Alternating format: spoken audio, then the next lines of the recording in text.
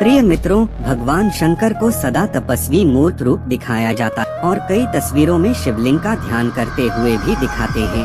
अज्ञान के कारण बहुत से लोग शिव और शंकर को एक ही सत्ता के दो नाम मानते हैं, परंतु दोनों की प्रतिमाएं अलग अलग आकृति की हैं। शंकर को सदा तपस्वी मूर्त दिखाया जाता है और कई तस्वीरों में शिवलिंग का ध्यान करते हुए भी दिखाते हैं। परमात्मा शिव की स्थापना, पालना और विनाश के लिए ब्रह्मा, विष्णु और शंकर तीन सूक्ष्म देवताओं की रचना करते हैं, जिनमें शंकर के द्वारा केवल विनाश का कार्य ही कराते हैं। शिव परमात्मा रचयिता हैं और शंकर उनकी एक रचना है। शिव ब्रह्मा लोक में परमधाम के निवासी हैं और शंकर सूक्ष्म लोक में रहने वाले हैं। शिव की यादगार में शिवरात्रि मनाई जाती है, न कि शंकर रात्रि। शिवलिंग की पूजा अलग तरह से और शंकर की प्रतिमा की पूजा अलग तरह से होती है।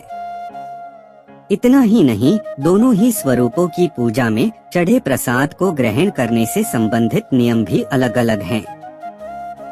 मंदिर में कहीं भगवान शिव तो कभी शिवलिंग की स्थापना होती है। तो चलिए आज भगवान शिव और शंकर प्रतिरूप को विस्तार से समझते और भगवान शिव और शंकर से जुड़ी कुछ विशेष बातों को जानने की कोशिश भी करते हैं। कभी भोले बाबा तो कभी महादेव तो कभी त्रिलोकीनाथ जैसे अनेक नामों से पुकारा जाता है। सोमवार के दिन भगवान शिव की पूजा का विशेष विधान माना गया है, लेकिन बहुत से लोगों को यह पता नहीं होता कि भगवान शिव और शंकर दोनों अलग अलग हैं। अंततः शिव निराकार परमात्मा है और शंकर सूक्ष्म आकारी देवता है। शिव का नाम शंकर के साथ जोड़ा जाता है तो कहते हैं शिव शंकर भोलेनाथ। शंकर जी को ऊंचे पर्वत पर तपस्या में लीन बताते हैं, जबकि भगवान शिव ज्योति बिंदु स्वरूप हैं, जिनकी पूजा ज्योतिर्लिंग के रूप में की जाती है। वास्तव में भगवान शिव के तीन प्रमुख कर्तव्य हैं: नई पावन दैवीय सत्युगी दुनिया की स्थापना, दैवीय दुनिया की पालना और पुरानी पतित दुनिया का विनाश। इसलिए भगवान शिव को देवों के भी देव कहा जाता है। ये तीनों कर्तव्य तीन प्रमुख देवताओं ब्रह्मा, विष्णु, शंकर द्वारा करवाए जाते हैं। इसलिए शिव की त्रिमूर्ति शिव भगवान भी कहा जाता है।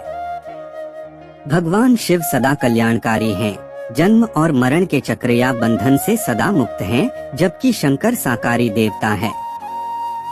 शंकर को ही देव, आदि देव, महादेव भी कहा जाता है।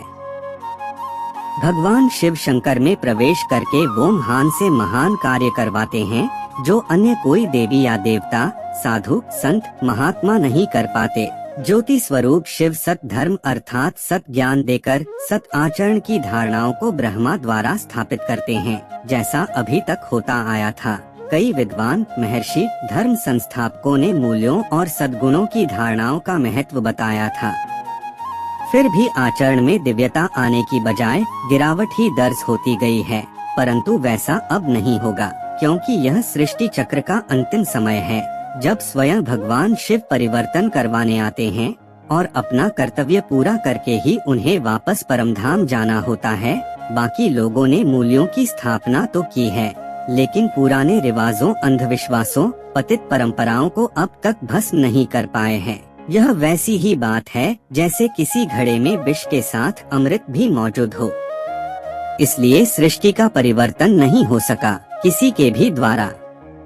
भगवान शिव इसलिए दूसरी मूर्ति शंकर द्वारा विकारी पतित मनुष्यों की भ्रष्ट बुद्धि का विनाश करते हैं, फिर बाढ़ में स्थूल रूप से भी पतित प्रकृति, विकारी दुनिया का विनाश करते हैं, जिससे पावन बनी आत्माएं पावन निर्विकारी प्रकृति, पवित्र वातावरण में रह सकें, जहां कोई भी विकार, भ्रष्टाचार का नामो निशान नहीं होता है।